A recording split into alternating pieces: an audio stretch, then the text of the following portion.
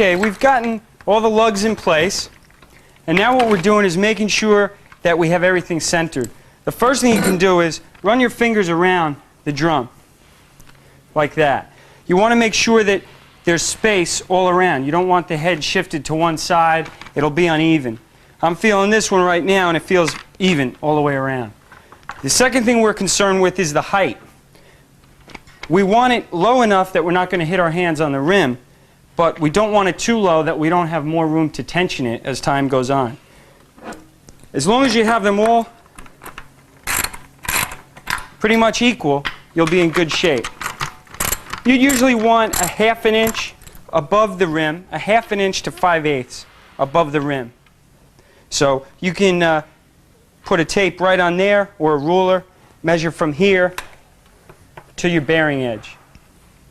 Another important thing too when you're ordering a drum head, drum heads are measured from bearing edge to bearing edge. If you have a rim, don't call our customer service and give them a rim measurement. You want to give them the bearing edge of your drum. That's the most important thing. If you have the skin wire, you can mount any drum. A trick that I use to make sure that I have the drum tensioned properly is make sure that you can see the lug just popping through the nut. We'll show you right here. Just go down a little bit farther.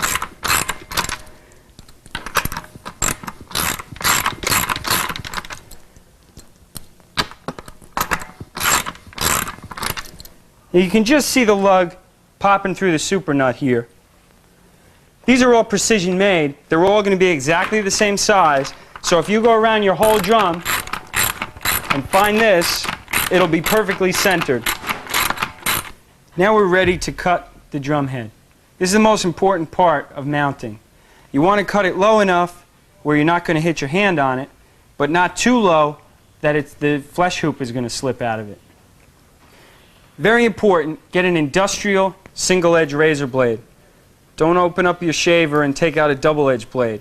And please be careful with any kind of sharp instrument like this. Okay, I have my finger as a guide on the rim. I'm making my initial cut in the head. The idea of this is you shouldn't be sawing. It shouldn't be a hard thing for you to do. You're actually pulling the head into the blade.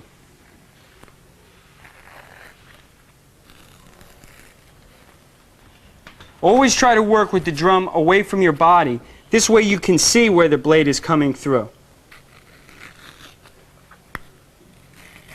I'm at an ever so slight angle downwards because I don't want the skin to protrude above the rim. You don't want to go too extreme with your angle, just slightly. You can see I got my guide finger here. There's no way, even if I close my eyes, that I'm going to cut this part of the head. I'm turning the drum now, so I'm always working so I can watch.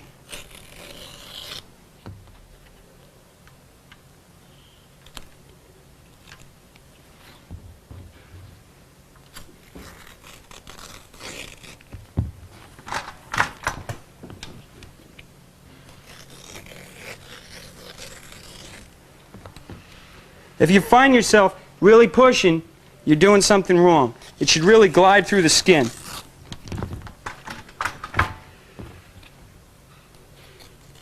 Take your time as you come to the end because you don't want to slip when the skin lets go.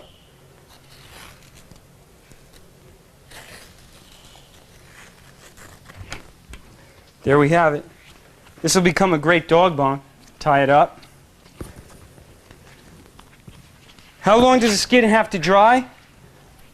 It all depends on how humid it is where you mounted it. It could dry overnight, but it could take up to 4 days.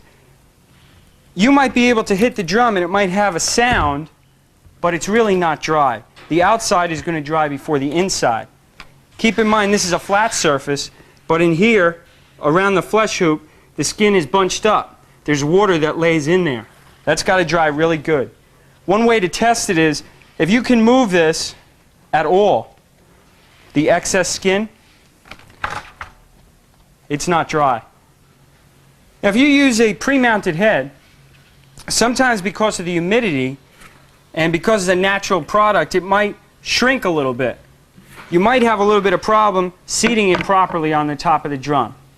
Now what you're going to do to alleviate that, turn the drum head over, fill it with warm water to, I'd say fill it with about 1 inch of warm water. What we're really trying to do is we're trying to soften up the sides. I'd say 2 hours, maybe 3 hours. If you feel that you can move it and it's somewhat flexible, turn it over, put it on the drum. You want this part of the head to sit right on the bearing edge. That's where your sound's coming from. The seal on the bearing edge is the most important. After you mount it, let it dry good. Don't tighten it down. It might take 2 days to dry. If you're in a real humid climate, let it dry longer. And never tension a drum head that's wet. You can speed up the drying process with forced warm air. Never use anything hot, especially a concentration of heat or any kind of high heat in any one particular area. Just use a warm, forced air heat. As far as bongos, it's not much different than congas. The skin is thinner, so you'll probably have an easier time of it. However, just be careful, once again, as you're cutting, because there's not quite as much room in a bongo as there is in a conga. The conga has a more timpani-style head, the rim, that comes away from the shell a little bit more. So just be very careful as you cut the excess skin off. Once again, keep the blade on an angle, take your time, come all the way around. This is our Cuica mounting expert, Jim Pastorino. He's going to demonstrate a little bit different technique that we use for mounting Cuicas. Cuica is a drum that's played with the stick running through the head. The stick actually becomes part of the head after it dries. And what we have here, we have the Cuica stick. It's a 2-piece stick. It's a separate ball and a bamboo stick. Now if you're in a pinch and the stick happens to come out, you can fix it yourself, at least temporarily, with crazy glue.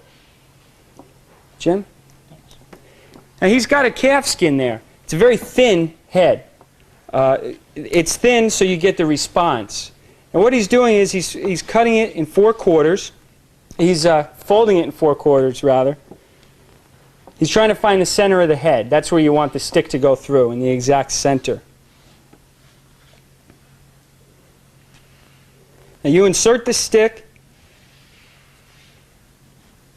and then what we're going to do is we're going to tie that stick inside of the head. The reason we tie it is so that the skin actually goes around that ball on the end of the stick. If you want to hold that, Jim, oh, thanks. You can get that string going. Usually a heavy-duty nylon, almost like a fishing line, is what we use. Very strong.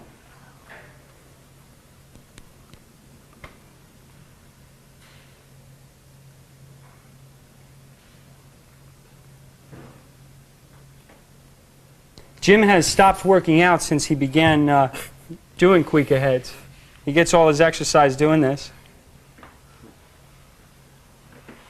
You want it to be very tight because you're pulling down. The principle of the Cuica is you're pulling down on that stick. You want the head to totally encapsulate the ball on the end of the stick. That looks good. Very good. Now this excess string you cut off at the end.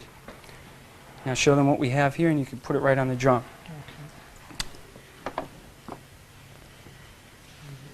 Now we're going to lay the skin out flat again because we have to use the same procedures we used for conga drum mounting.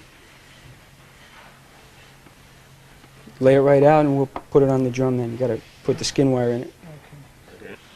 Okay. Incidentally, these Cuica skins is a very thin skin. It's almost like a paper-thin skin. From the time you put that in the water, you'll be ready to work with this in about 20 minutes. It's not like the conga heads where it was in for 4 to 6 hours. These take on water very rapidly.